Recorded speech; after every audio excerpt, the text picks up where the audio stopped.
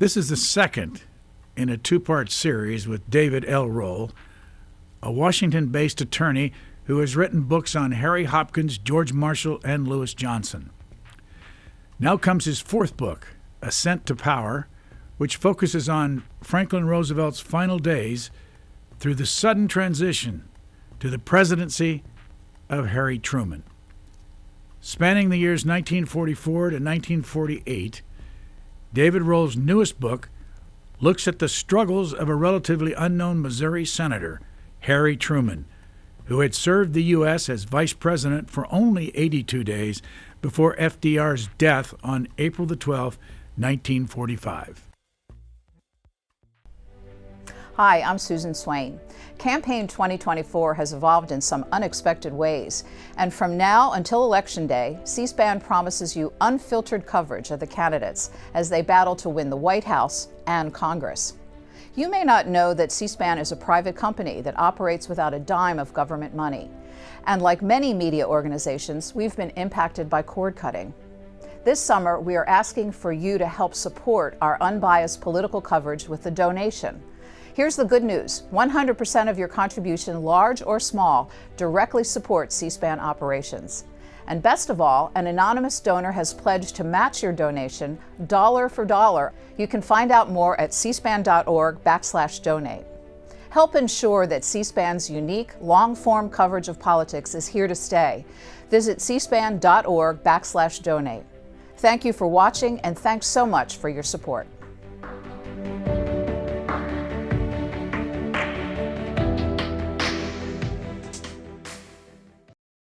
This is Harry Truman, Right. and you say he was incensed.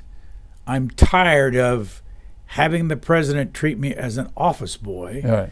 He told a reporter, they better learn downtown right now that no Tom Pendergast or anybody else tells Senator Truman how to vote.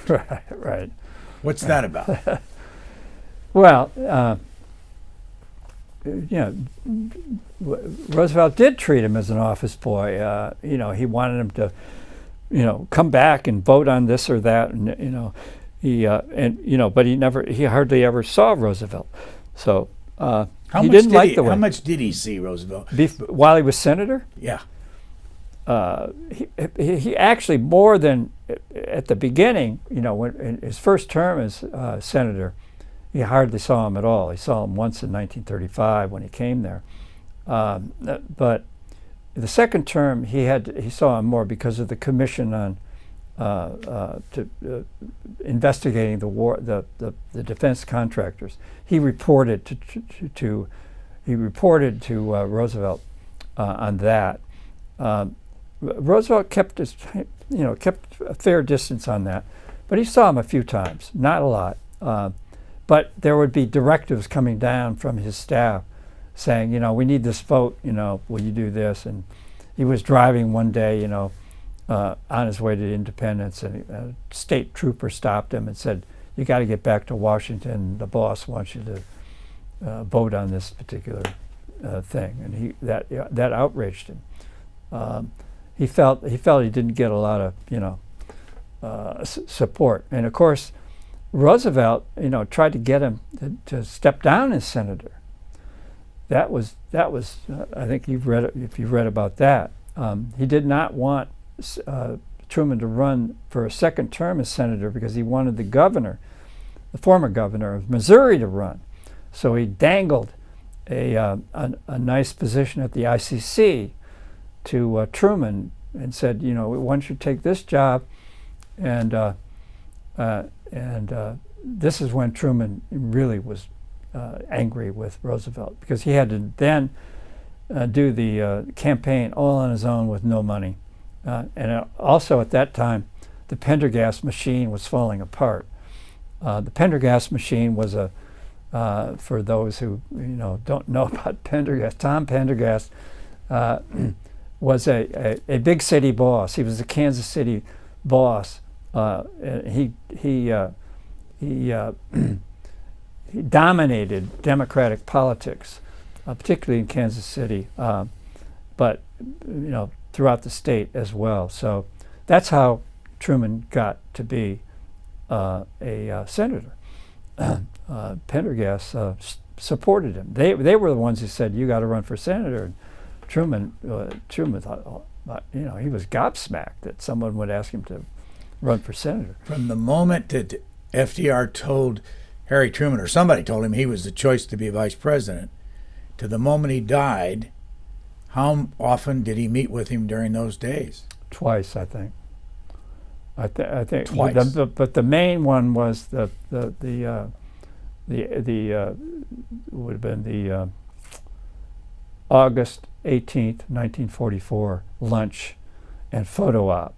That was the major meeting when Roosevelt brought his vice presidential nominee to the White House for lunch, and Harry Truman called it in the backyard of the White House, meaning and he wrote about that to Bess. And under a tree planted by old Andy Jackson. He loved Andy Jackson for some reason. That was the only substantive meeting that he really had with the president. He was in. I think he might have been in as somebody along with the cabinet brought in during that period. There was only 82 days. 82 days as vice president. And of course, he was photographed having a lot of fun during those 82 days. One of the press building, he did the thing with who was that? The movie star. Lana Turner. No, not Lana Turner. It was. I remember. It was Lauren. Bacall? No. Lauren Bacall. Was it? Lauren Bacall. There's a picture. Lauren Bacall sitting on top of the stand-up piano, and Truman gazing into her eyes with her long legs hanging over the piano, and Bess did not like that photograph at all. Was she like 20 at the time?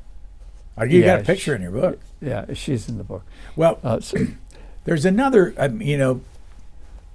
there's a lot of stuff in this book, and so I'm jumping around to try to get No, I want that. Yeah. I want to read, this is a letter you say was not sent to Bess. Oh, the Bess letter, yeah. The Bess letter. You say it was not I sent. have it marked in here, too. I'm going to read it so you can tell us the circumstances. This is a letter Harry Truman wrote, and this was after he returned to the White House from where? Just on this was Christmas 1945, wasn't it? Is that what you're talking about? I think it's the one where he had been away. He'd been to Potsdam and returned. No, that's not the letter I'm thinking of. Is the letter where he said the cat dragged me in. Yeah, that's it. Let me read it, and then you can. Okay, it's 1945, Christmas. I'm always getting in trouble when I try to put something in here that's not in here. Anyway, he wrote this: "When you told me I might as well have stayed in Washington, so far as you were concerned, I gave up. You could never appreciate what it means to come home as I did the other evening after doing 100 things I didn't want to do and have the only person in the world whose approval and good opinion I value look at me like I'm something the cat dragged in Right. and tell me that I'm coming in at the last because I couldn't find any reason to stay away. You, Margie, and everyone else who may have any influence on my actions must give me help and assistance because no one ever needed help and assistance as I do now." Okay.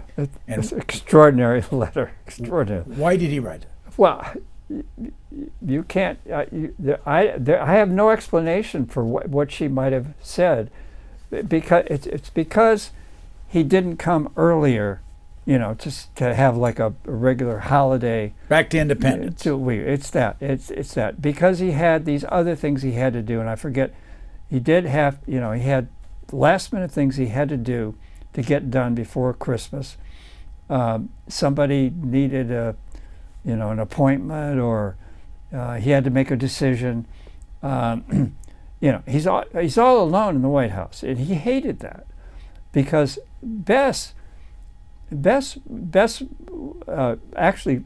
usually around during the winter months, except for Christmas. But in the summer, she left about April, and went to Independence for the whole summer, and leaving him alone in the White House. He hated that. So she, he must have had, some engagements. I don't know what they were that caused this. And there's nothing I could find that said exactly what they were.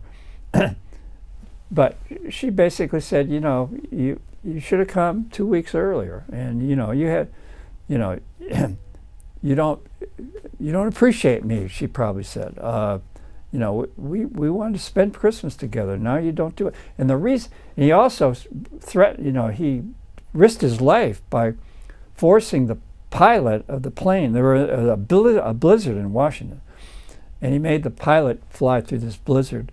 And the New York Times wrote about it and said that was a very a rash thing to do.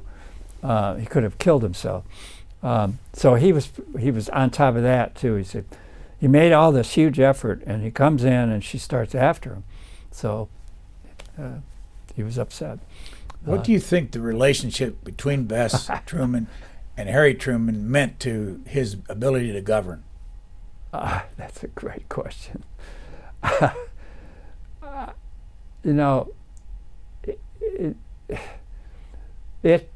She had such a hold on him. His ability to govern. I mean, he governed. He read the stuff at night. He was a very diligent reader of all the documents and all the briefing patterns and all the stuff. He really tried to govern. So was she hindering him? I don't see that. I don't see that. I see that he values her opinion, that he cannot stand for her to criticize him. And she must have criticized him when he came home for doing something. And he could not take criticism from her as to whether she affected his ability to govern. I would say no. I mean,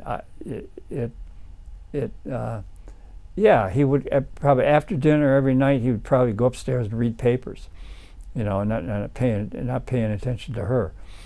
What impact did it have on him that he was the last president not to have gone to college? Oh, what impact? Yeah, he regretted that, obviously. But I think he thought it was in a way that he read. He prided himself on history books. I think sometimes he got it wrong. He had his favorite American presidents and so forth, and I think he justified and thought he could be, on the level with the Harvards and the Yales and so forth by knowing history, and I think he had confidence in common sense that he could. He dealt with Atchison. Atchison was like one of his best friends. And if you talk about an elite person, but they were very, very good friends. And Dean Atchison did what? Dean Atchison was Undersecretary of State at the beginning of 1947, but then he went back to Covington. At the law firm. At the law firm in the middle of that year. But then when Truman won the election in 1948, he brought in Atchison as Secretary of State. But Atchison was involved in the big things in 1947, very definitely. The Marshall Plan, he was critically involved in the Marshall Plan even before he became Secretary of State. And then, of course, NATO, when he was Secretary of State, he he meant the world to Truman, and meant, he was the most, he was as close to a British guy as you could see. He dressed like him, talked like him. He was contemptuous of so many people of lesser, but Truman, he just like locked, and there was no, I don't think there was any sense in Truman's that he was lower or lower. Yeah, he's in a lower class in a sense, but they were equals. They got along, and it was one of the extraordinary relationships that Truman had in his entire life. As you say, FDR died after 82 days of being president for this fourth term. Right. How soon after that did Harry Truman have to go to Potsdam, and what was Potsdam? Okay. I think it's, I've been told, I always called it Potsdam, but I've been told that it's really Potsdam. Potsdam. It's a little late for us to try to change that. I was told, anyway, so. It's probably the way the Germans pronounce it, yeah. So they went to Potsdam in July of 1945. Germany had just surrendered. So it was not much after the 82 days. But, think what he was faced with, and he complained to Bess in letters that he hated to go to Potsdam. But I contend that he loved, and that he loved it. This was his first, on the world stage conference, and by all accounts, he handled it well. And I think, I say in my book, he protests too much to Bess. I hate to go, blah blah blah, and maybe it was his way of saying I'd rather be home, with you or something like that. But I think he had confidence dealing with Churchill and his, and of course Churchill, had to like Truman. That's part of his job, to get along with this new president. Did they know each other at all? No, I don't think. No. Had Truman ever met Stalin? No, no. So there's this, and where is, as I will say, Potsdam located? Where is it? Well, it's right outside. It's like a suburb of Berlin. It's to the west, but it was a sort of an elite. It was on a lake, a beautiful lake. There were a lot of arts people that lived out there, and film people, and so forth. It may have been second house, but there was a palace out there also. So it was a permanent community out there. But it was also a way to get away in the summer and so forth. But the houses had to be all, the Nazis had been in there, and so they had to. The Russians had been in there, so they had to clean everything up. The negotiations. This was when, Stalin was starting to get hostile. The war that he fought had ended, and they were victorious. They got to Berlin first. The objective of Truman was to make sure that Stalin would get into the war against Japan, because they had a peace treaty with Japan at that time. So Stalin had to violate the peace treaty, which he did. And they wanted to get it into the Japanese war as soon as possible. So he had to move all those, a lot of people around. But they got that commitment. The main problem there was Poland, and the the possible takeover of the Balkans. Stalin wanted territory. He wanted territory from the beginning.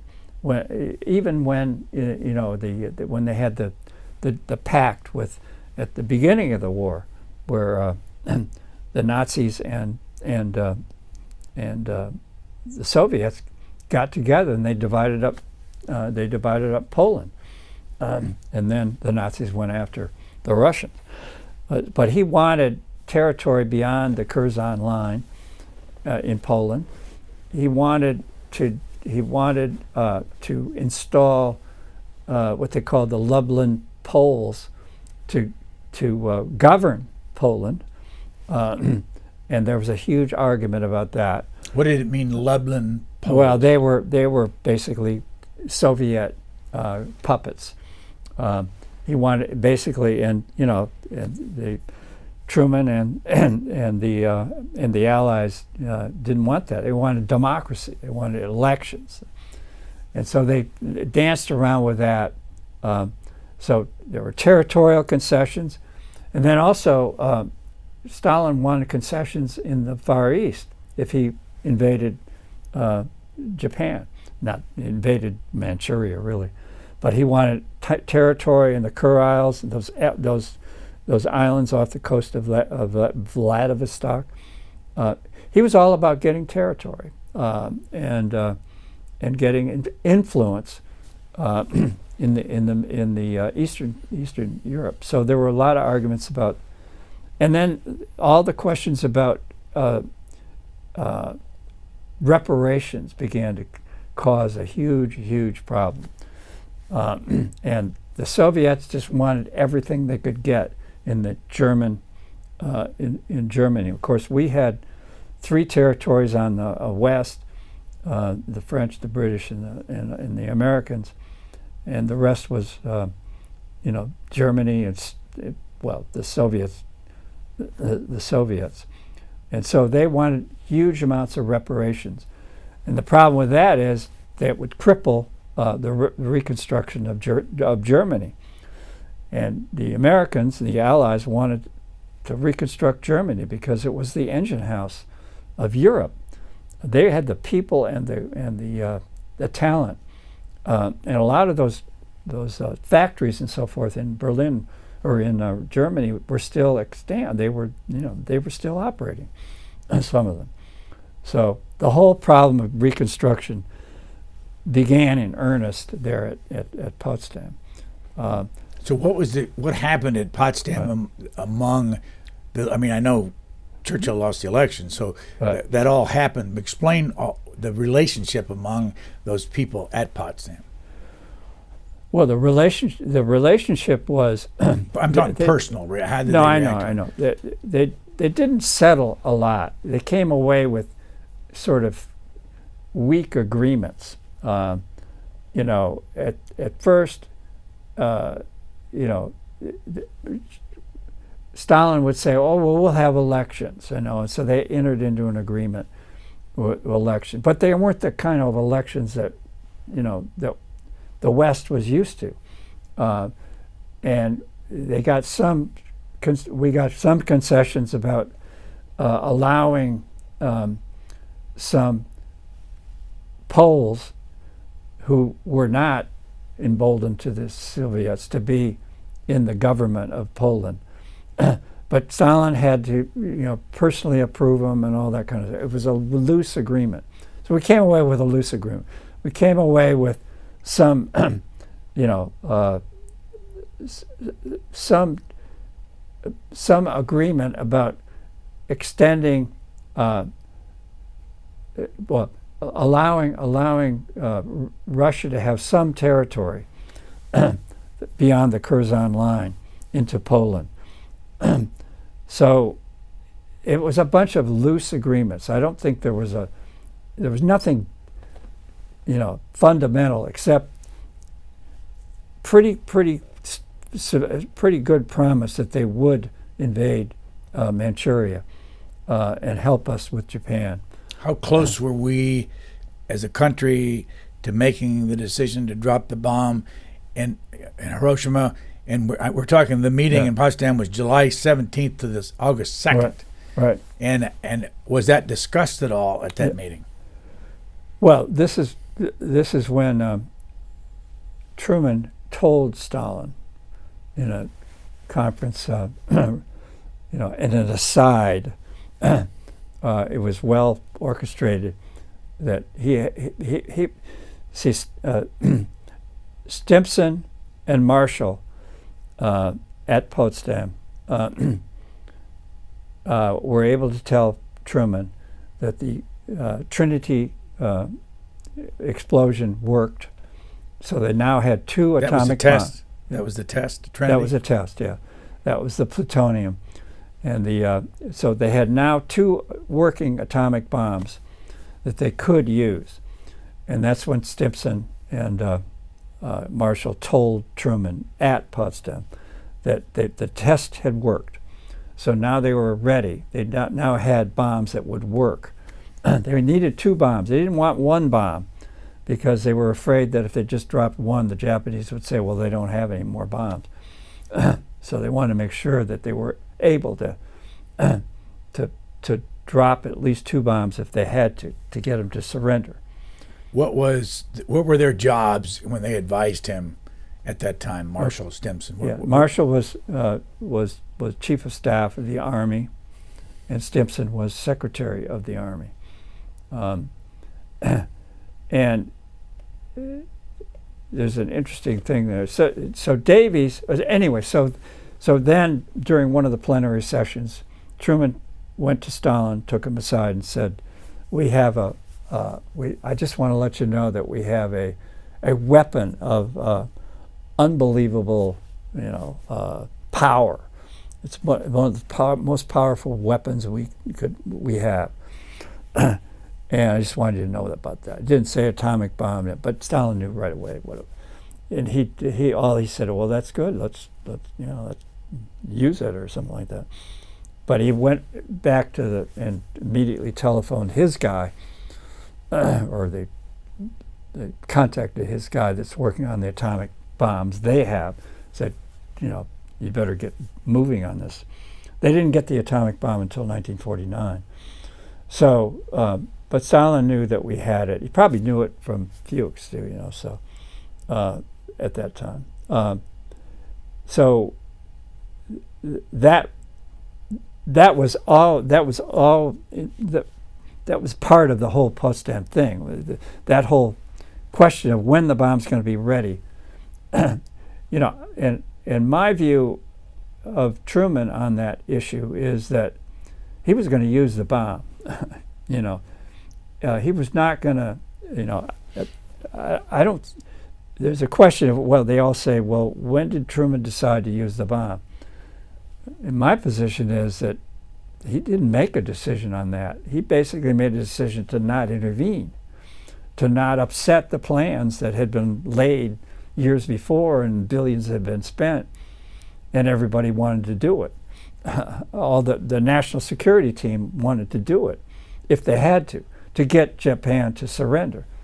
And that's what they had to do because they dropped the first one, in Hiroshima, and there were days went by with no word from the Japanese about whether they were going to surrender. So they had to do another one.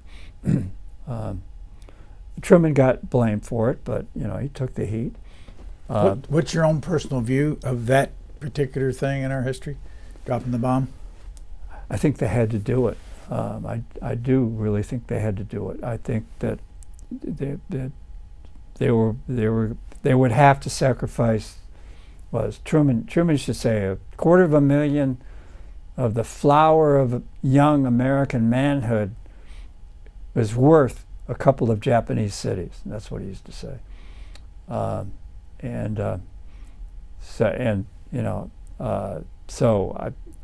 The moral legitimacy, that was not something that Truman,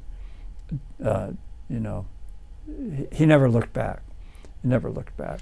Let me switch completely from this subject to the 1948 campaign, because as I was reading your take on that, I kept thinking, we're living it again. I know. What happened in 48? Well, you can a lot of things happen, but you can fault Dewey and Tom Dewey. Yeah, the Dewey who was sort of above it all. Republican candidate. Yeah, Republican candidate, governor of New York, trust buster, great New York DA who made his reputation getting criminals and so forth. And it had run in 1944 as well. Lost in 44. Here he is again in 1948. So, as Truman used to say, he's following me around. Truman would be giving a speech in one place, and the next day, along would come Dewey. I don't know. I think I had to say something about this in my book, that, in some ways he was like Trump. He was a showman. He turned into a showman. He changed his style. Truman changed his style from giving these boring kind of teleprompter type speeches, and into off the cuff, back of the Ferdinand Magellan train, speaking to crowds out in the on the tracks and next to the tracks, thousands. And there was a thirst in America at that time, and it must have happened to Dewey, but they wanted to see their president. This was before TV, and there was TV, but not much. They wanted to see their president, and so when he started out against in that famous whistle-stop campaign out across the Midwest, and he went to this town, Dexter, Iowa, where there was a plow competition, for God's sake. And that was it. It was a big plow, and they're talking 100,000 people spread out for miles with their trucks and their farmers. And, that was sort of the beginning of this campaign, and these were Republican, a lot of Republicans, particularly Ohio, but he was in Iowa and gave that speech up there, and then he went back and he jumped onto the hay wagons and went back in to talk to the farmers about conservation and soil, and he was a dirt farmer, and that's what they were. And he talked to them that way, and he had that. They didn't resent the way he talked like they do in the East. And he had an agricultural secretary who came up with wild theories that the Republicans were going to do away with the farm price support regime, which was a lie. And but Truman just lambasted the GOP. Came up with all kinds of stories, and one reporter wrote that Truman got away with murder, by telling making unsupported accusations, and actually telling outright lies. Not always, but and then he had another approach to the far West. But the crowds were enormous. So let me just interrupt to ask you. Yeah. So when Donald Trump says he's got the largest crowds in history, that doesn't track. Not in this thing. No, there were thousands. I remember you referring to one as 100,000 people in the audience, but also a ticker tape parade in New York City. Yeah, 1 million people showed up. Well, if you went through all the boroughs, sure. Yeah. There was a thirst that it's hard for it's hard for us to even contemplate it now. But whether they were just I would read the newspaper clippings or whatever was said where I could ever find how many people were there. They probably were overstating in some cases, but not to that degree. Los Angeles was another amazing one, and who did the? Now, I know this is a very general question, but who did the media want to win? If there's any way to categorize that back in. Well, they thought Dewey would win. I mean, they all thought Dewey would win, and because of the polling. He was way ahead. And the last poll was a week before Election Day, I think. They didn't have polling right up to the election, and the one number I remember is Dewey was 5 points ahead of Truman with a week to go. That's a lot. And he closed the gap, or the poll was wrong. But different from the Trump. I mean, in the Trump situation with Hillary, everybody knew that it was all dead even. But with Truman, he something happened in the last week or so. The black vote had a big role in this election because they lost the entire South. 12 southern states had abandoned the Democratic Party, so they had to make it up, and they had to make it up with the black vote, and that's when they, I think I write in my book, they had 3 prominent African Americans stepped forward to take over that task. Chicago, 2 Chicago guys, a congressman, William Dawson, congressman from Chicago, and John Sangsteck, the head of the Chicago Defender of the newspaper, and a third woman named what was her name? Tagwell was her name, I think. And they basically were all about the black vote, and they went throughout the country appointing 80 different local prominent African Americans to get out the vote. It was getting out the vote. I have the numbers. I got these obviously from your book. Yeah. But Harry Truman won 24 million votes and 303 electoral votes. Right. Dewey won 21 million and 189 electoral votes. Strom Thurmond got a million, a little over a million, and got 39 electoral votes. And Henry Wallace got 1.1 million. Right. And then there was, of course, Norman Thomas. And I was interested. Evan, yeah. You wrote that Evan Thomas, his grandson, was the one that reported. I mean, you quoted in here from the book. But why, in the end, when did we find out? I say we, both of us were alive. Yeah. When did we find out that he had won? And was it because when he went to bed? No. At dawn, the moment at dawn, it was really probably 4:30 or 5 in the morning. Truman was in a hotel room outside of Independence. He was alone. He wanted, I think he wanted to be away just in case he lost. But they woke him up, the Secret Service woke him up and said, Mr. President, his name was John Raleigh, Mr. President, Illinois has just delivered 28 electoral votes for you. And Truman, rose up out of bed and put on his glasses and he said, "We got a beat, boys." He said, "Harness the horses. We're in for another 4 years. We're in for another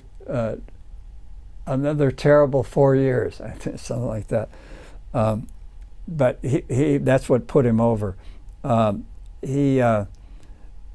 So they didn't know until the morning after. And in the middle of the night, there were all these, predictions that Dewey would pull ahead. There was a reporter then, but the famous one at that time was Van Valkenburg. Valkenburg, I think was his name. It was the commentator that he was like. Yeah. Okay. A.V. Van. He was a German. He was a German guy. Yeah. If you hadn't said anything, I could tell you what it was. Kaltenberg. Right, Kaltenberg. Yeah. And Truman used to imitate him afterwards. He imitated his accent. And yeah, Kaltenberg was always promoting Dewey on the radio that night. But they only needed 303 that time. Now it's more. It's 270 now, isn't it? No, 271, I think. Yeah. Yeah. So there are lots of other things that Harry Truman did that you write about. Yeah. What one other area that we haven't talked about was he responsible for making a difference, whether it's the UN or civil rights or the Marshall Plan or the strikes and all that? What civil rights, I think. Civil rights? What did he do? Yeah. Well, look where he grew up. He grew up in racist Missouri. His grandparents, two sets of grandparents, were enslaved blacks. His mother wouldn't sleep in the Lincoln bedroom when she came to visit her son. So he's not a likely candidate, but he actually did begin his civil rights awakening, with a speech when he was a senator. It was called the Brotherhood of Man speech. It touched upon civil rights, but his views, changed, and by mid-1947, he was really into it. And I tell this story. In early spring of 1947, a guy by the name of Walter White, the head of the NAACP, who was both black and white, we get to that in a minute, but he was in Truman's office,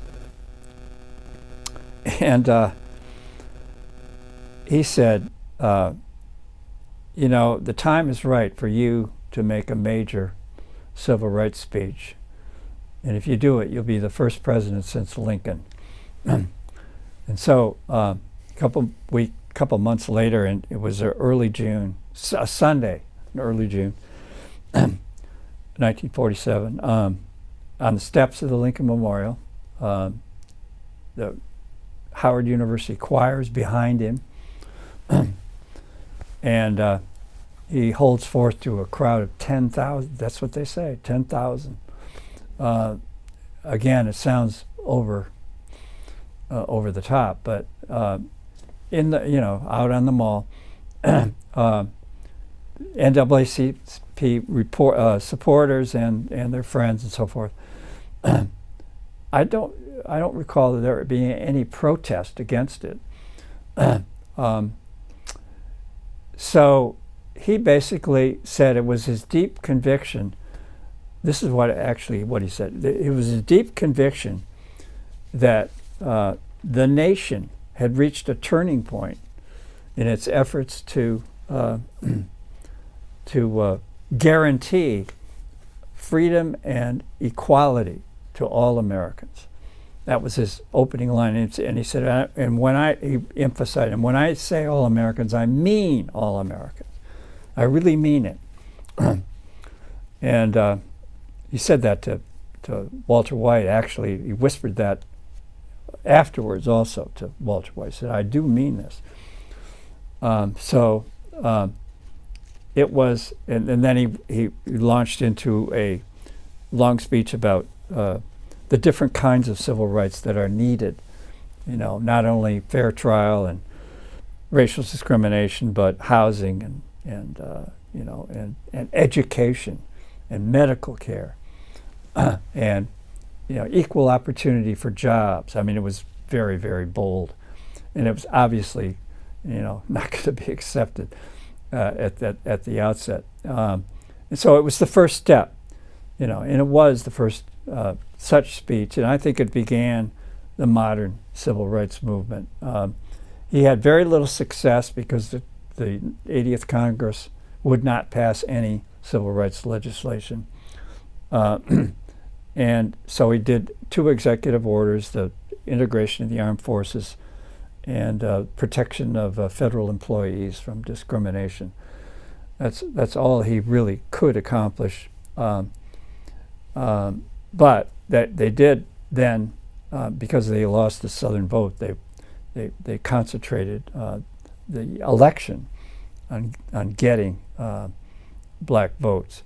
There was a guy named Phileo Nash that I dug up. He's a young staffer, and he wrote a memo to Howard McGrath, the head of the Democratic Party, saying that he felt the black vote is what got Truman over the top.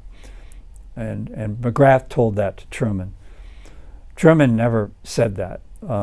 He thought that it was the labor, the work of the labor movement that got out the vote that won him the election.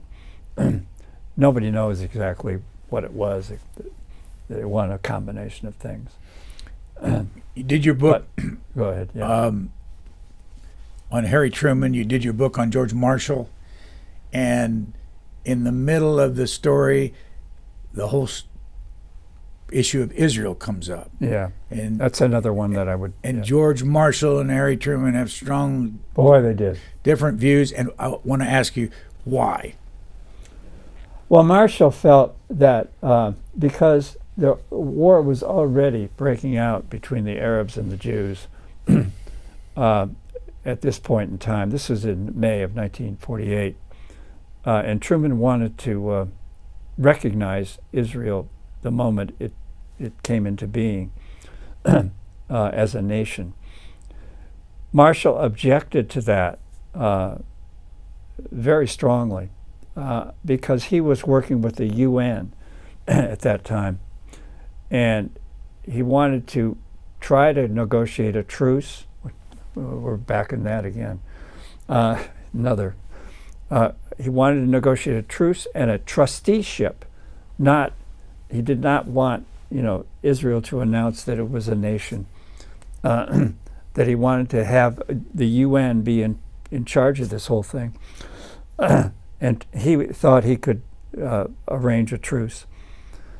What he didn't know was that the Jews had really had a real great tranche of weapons from Czechoslovakia that helped them defeat.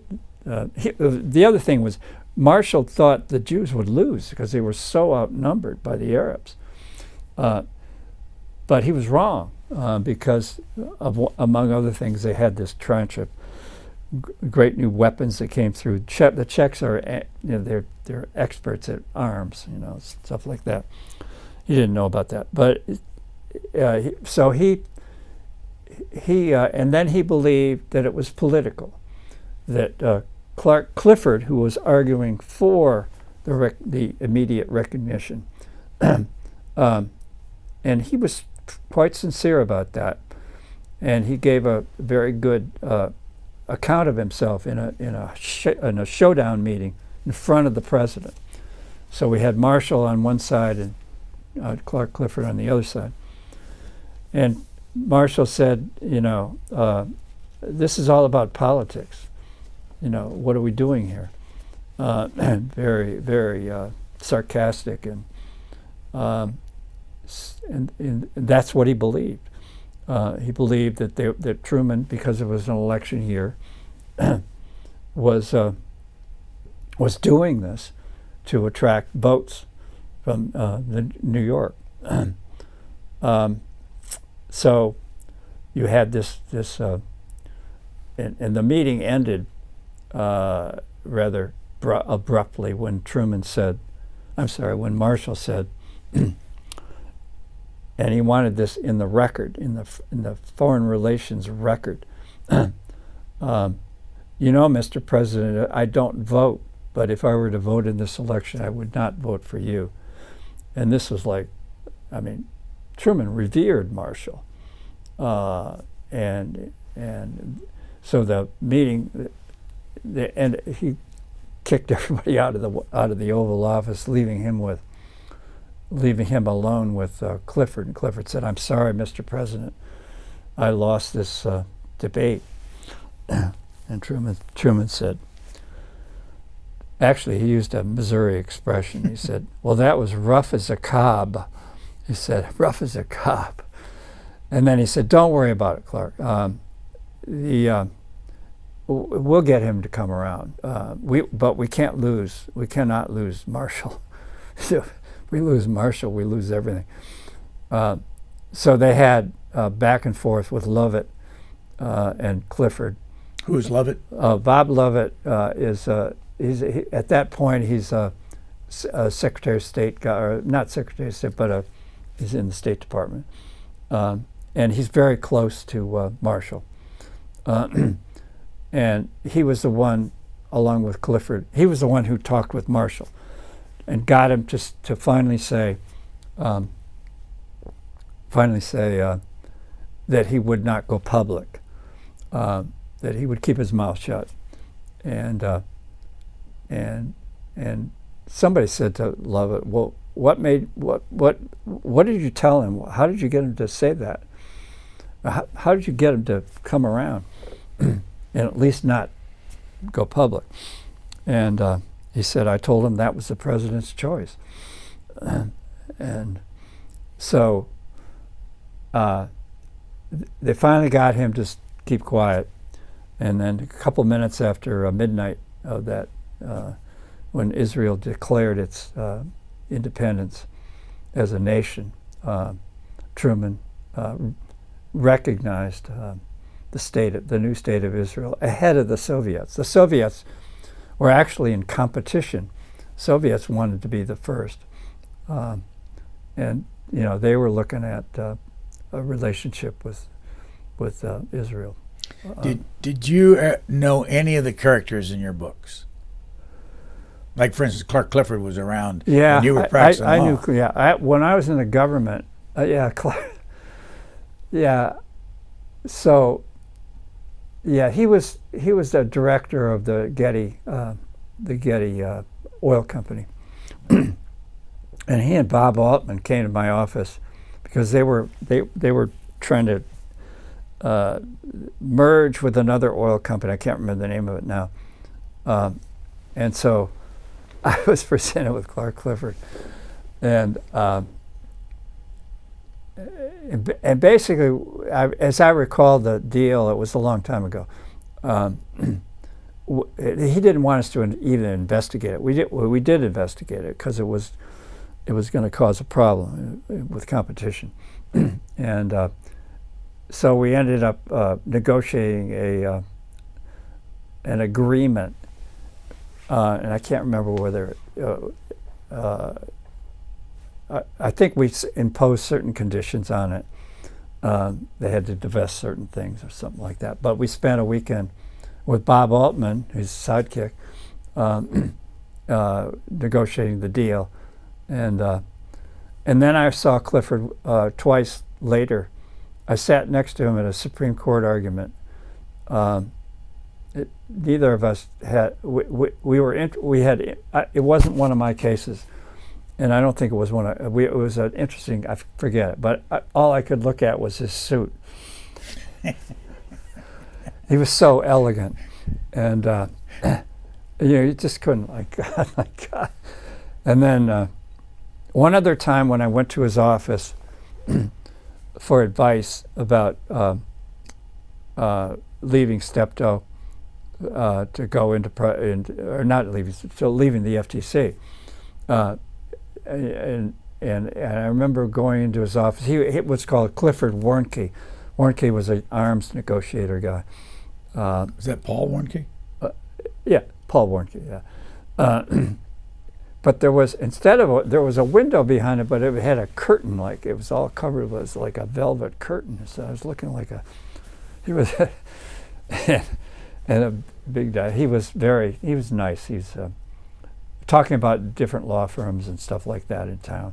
He wanted to keep a small sort of where he could charge $1,000 a phone call. He was into a lobbying kind of, a fixer. But it kind of didn't end too well for him, though. I mean, he got I know. very controversial. Yeah. I know, yeah. At the end. And in his 80s, I think. Let me ask you about these four men that you wrote about. Oh, yeah. Okay. Lewis Johnson, George Marshall, Harry Hopkins. Well, actually, more than that. FDR, Harry Truman. Yeah. Of all those, who would you like to spend a couple hours with talking about the war? Harry Hopkins. Harry Hopkins. I just, he's my favorite character. But,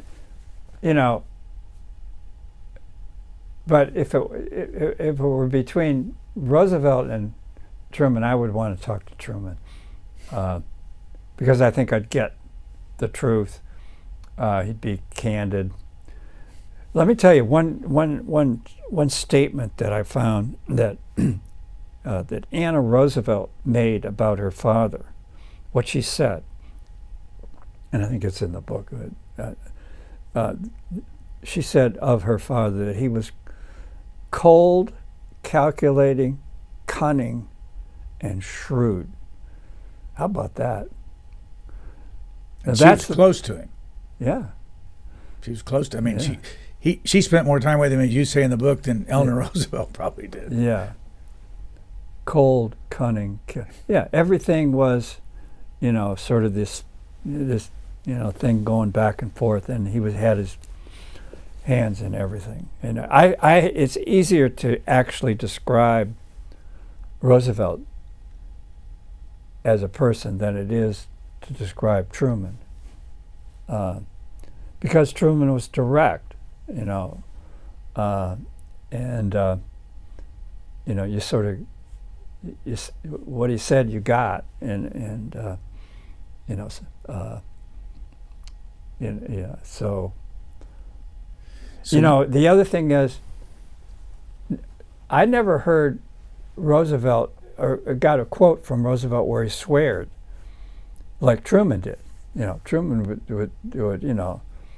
would use swear words all the time, and the N word all the time. Yeah. The N word used liberally.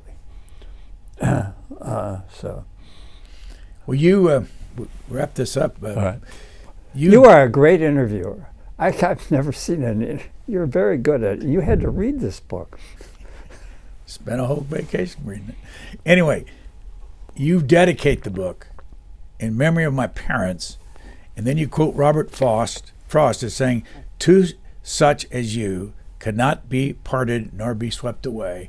What's the story behind that and your parents? How long have they been gone? Oh, they've been gone since 1993.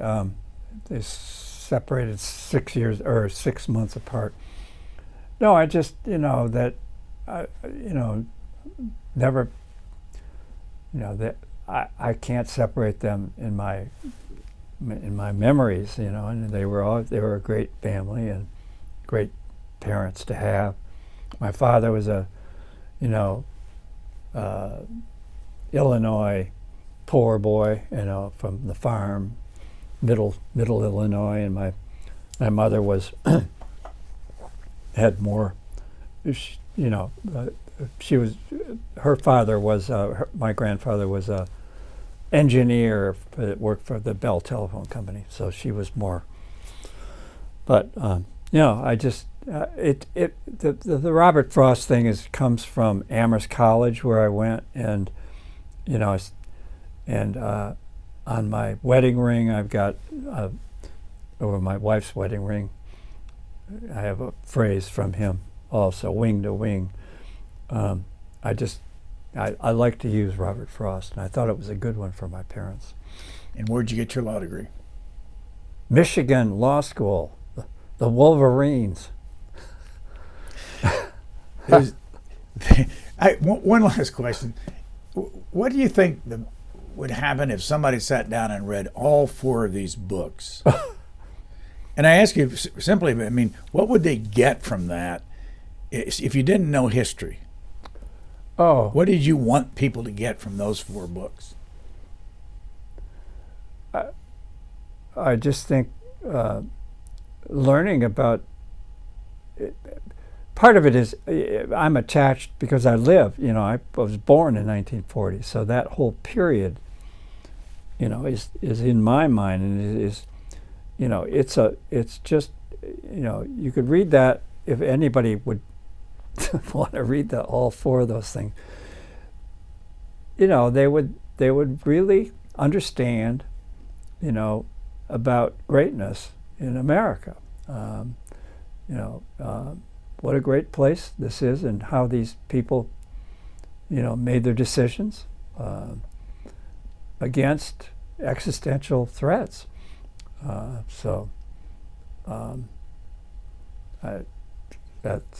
what I would say. The latest book, and the one we've talked about most on this discussion, is Ascent to Power. It's all about FDR and Harry Truman, and our guest has been David L. Roll, R-O-L-L. Thank you very much. Thank you. You're a terrific interviewer. Thanks for listening to the Booknotes Plus podcast.